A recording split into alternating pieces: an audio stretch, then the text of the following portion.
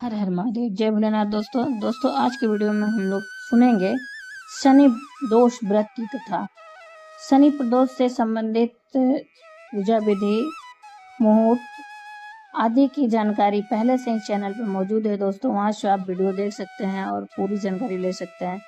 लेकिन इस वीडियो में हम लोग सुनेंगे पौराणिक व्रत कथा। शनिवार के दिन आने वाली प्रदोष तिथि पर शनि प्रदोष व्रत किया जाता है। इस दिन भगवान शिव जी की और शनि देव का पूजन अर्चन किया जाता है। तो दोस्तों, पौराणिक व्रत कथा के अनुसार प्राचीन काल में एक नगर में सेठ रहते थे। सेठ जी के घर में हर प्रकार की सुख सुविधाएं थी, लेकिन संतान नहीं होने के कारण सेठ और सेठानी हमेशा दुखी रहते थे। काफी सोच विचार करके सेठ जी ने अपना काम नौकरों पर सौंप दिया और सेठानी के साथ तीर्थ यात्रा पर निकल पड़े। अपने नगर से बाहर निकलने पर उन्हें एक साधु मिले जो ध्यान मग्न बैठे थे। सेठ जी ने सोचा क्यों न साधु से आशीर्वाद लेकर आगे की यात्रा की जाए। सेठ और सेठानी साधु के निकट बैठ गए। साधु ने जब आंखें खोली तो उन्हें ज्ञात हुआ कि सेठ और सेठानी काफी समय से आशीर्वाद की प्रतीक्षा में बैठे हैं। साधु ने सेठ और सेठानी से कहा कि मैं तुम्हारा दुख जानता हूँ, तुम शनि प्रदोष व्रत करो, इससे तुम्हें संतान सुख प्राप्त होगा। साधु ने सेठ सेठानी को प्रदोष व्रत की विधि भी बताई और शंकर भगवान की निम्न वंदना बताई। हे रुद्रदेव शिव नमस्कार, शिव शंकर जग गुरु नमस्कार, हे नीलकंठ सूर्य नमस्कार, शशि मौली चंद्र सुख नमस्कार, हे उमाकांत सुधी नमस्कार, उग्रत्व रूप मन नमस्कार, ईशान ईश प्रभु नमस्कार, विशेश्वर प्रभु शिव नमस्कार। दोनों ने साधु से आशीर्वाद लेकर तीर्थ यात्रा के लिए आगे चल पड़े। तीर्थ यात्रा से लौटने के बाद सेठ और सेठानी ने मिलकर शनि प्रदोष व्रत किया, जिसके प्रभाव से उसके घर में एक सुंदर पुत्र का जन्म हुआ और खुशियों से उनका जीवन भर गया। तो दोस्तों, ये तो रही शनि प्रदोष व्रत की कथा। अब हम लोग जानेंगे इसके फायदे क्या हैं। दोस्तों, प्रत्येक माह में जिस तरह से 2 एकादशी पड़ती है, उसी तरह से दोष भी 2 पड़ते हैं, एक कृष्ण पक्ष की और एक कृष्ण पक्ष की। त्रयोदशी यानी कि 13 को प्रदोष कहते हैं।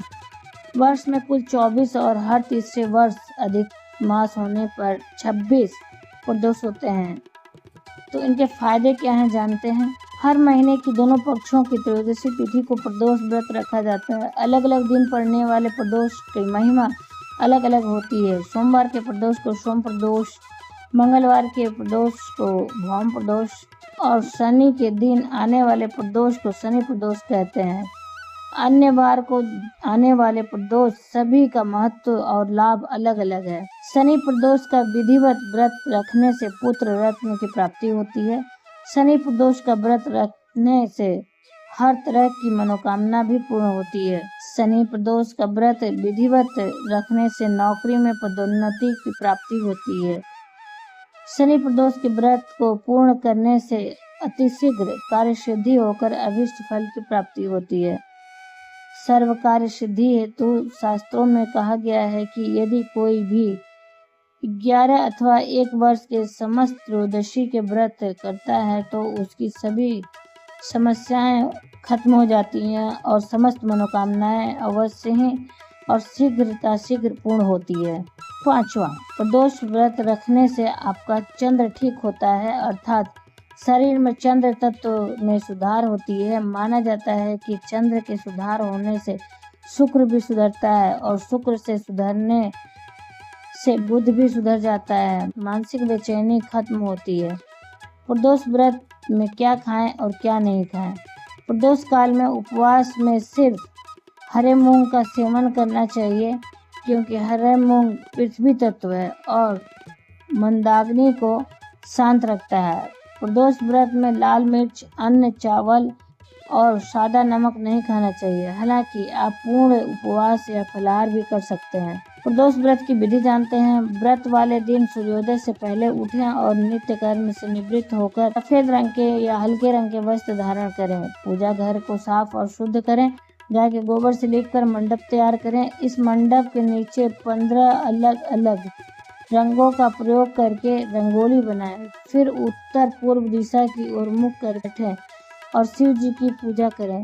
पूरे दिन किसी भी प्रकार का अन्न ग्रहण नहीं करना चाहिए। प्रदोष कथा दोष को प्रदोष कहने के पीछे एक कथा जुड़ी हुई है। संक्षेप में यह कि चंद्र को क्षय रोग था, जिसके चलते उन्हें मृत्युतुल्य कष्ट हो रहा था।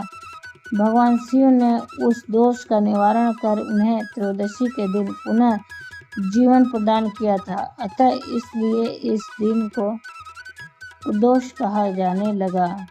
दोस्तों, ये तो रहा प्रदोष क्यों कहा जाता है उसकी कथा, और इसका विधि हमने जाना, और साथ में हमने जाना कि प्रदोष व्रत में क्या खाएं और क्या नहीं खाएं। फिर उसके बाद दोस्तों हम लोगों ने जाना कि उसका फायदे क्या हैं और प्रदोष व्रत की कथा। उम्मीद करते हैं ये वीडियो आपके लिए उपयोगी होगी। ये वीडियो आपके लिए तनिक मात्र भी उपयोगी है तो एक छोटा सा लाइक अवश्य करिए। आप पहली बार मेरे चैनल पर आए तो मेरे चैनल को सब्सक्राइब करिए, बेल नोटिफिकेशन अवश्य दबाइए, जिससे कि आने वाली वीडियो आपको समय से प्राप्त हो। कोई भी प्रश्न या सुझाव कमेंट बॉक्स में लिख सकते हैं। दोस्तों फिर मिलते हैं एक नए वीडियो में नए जानकारियों के साथ। तब तक के लिए हर हर महादेव, जय भोलेनाथ, धन्यवाद।